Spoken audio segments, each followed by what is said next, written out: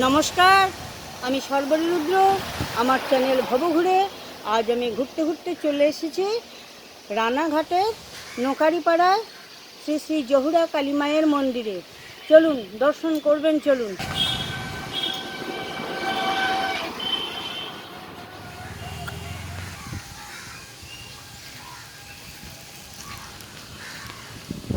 মা জহুরা মা কালী মায়ের মন্দিরে প্রবেশের এটাই প্রধান প্রবেশদ্বার।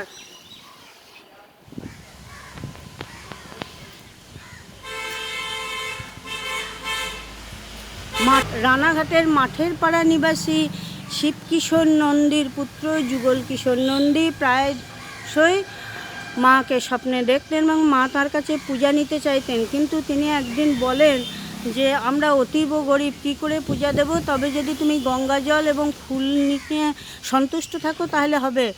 মা বলেন যে আমি তাতেই সন্তুষ্ট। সেই থেকে এইভাবেই পূজা চলে। তারপর আস্তে আস্তে এই মন্দির গড়ে ওঠে। দীপান্বিতা অমাবস্যায় মাকে প্রতিষ্ঠা করা হয়। তখন দীপান্বিতা অমাবস্যার সময় এখানে মহোৎসব চলে, অন্ন মহোৎসব চলে।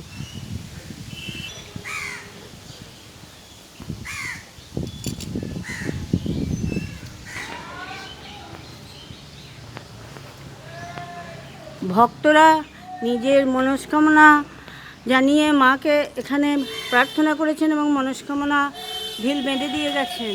আবার যখন মনস্কামনা পূর্ণ হবে এটা খুলে মাকে পুজো দিয়ে যাবেন।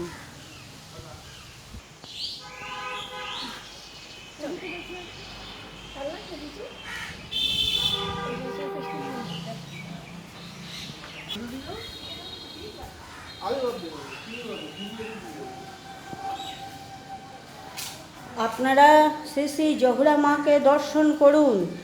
মায়ের এখানে ত্রিমুখ, মায়ের রক্তমুখ, রক্তদন্তী আত্মা ছাড়া উনি ভয়ঙ্করী, কিন্তু ভক্তদের সকল মনস্কামনা পূর্ণ করেন।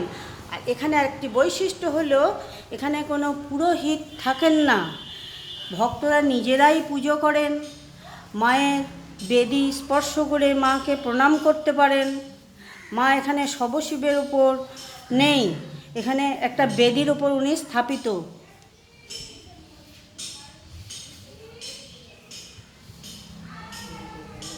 এখানে ভক্তরা নিজেরাই পুজো করেন।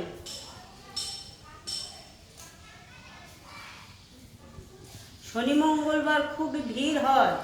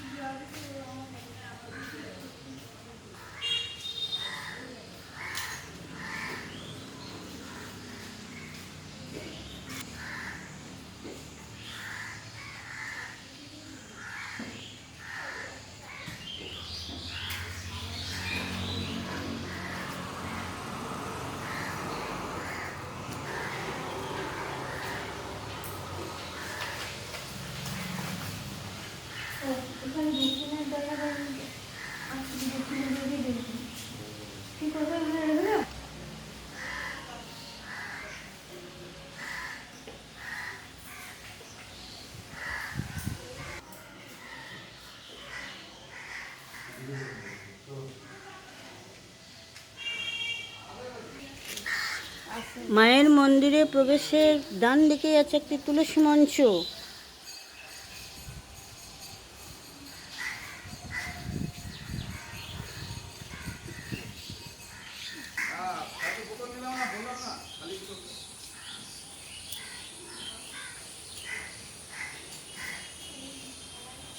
মায়ের মন্দিরের ঠিক ডান পাশেই আছে বাবা মহাদেব। এখানেও ভক্তরা নিজেরাই পুজো করেন।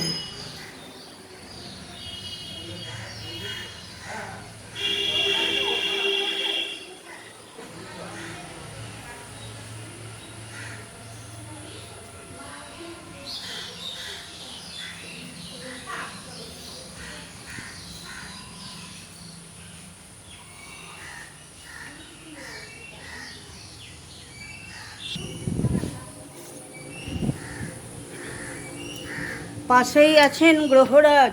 প্রতি শনিবারে এখানে পূজা করা হয়।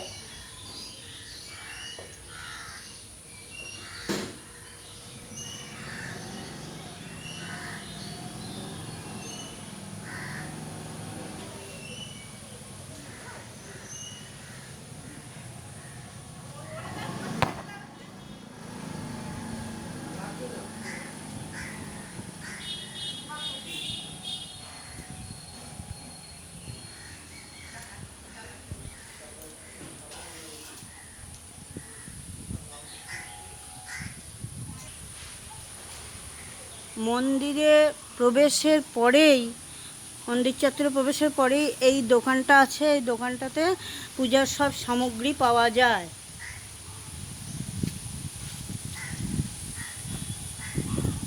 এই দেখুন, এই দোকানে পূজার সব সামগ্রী আপনারা পেয়ে যাবেন।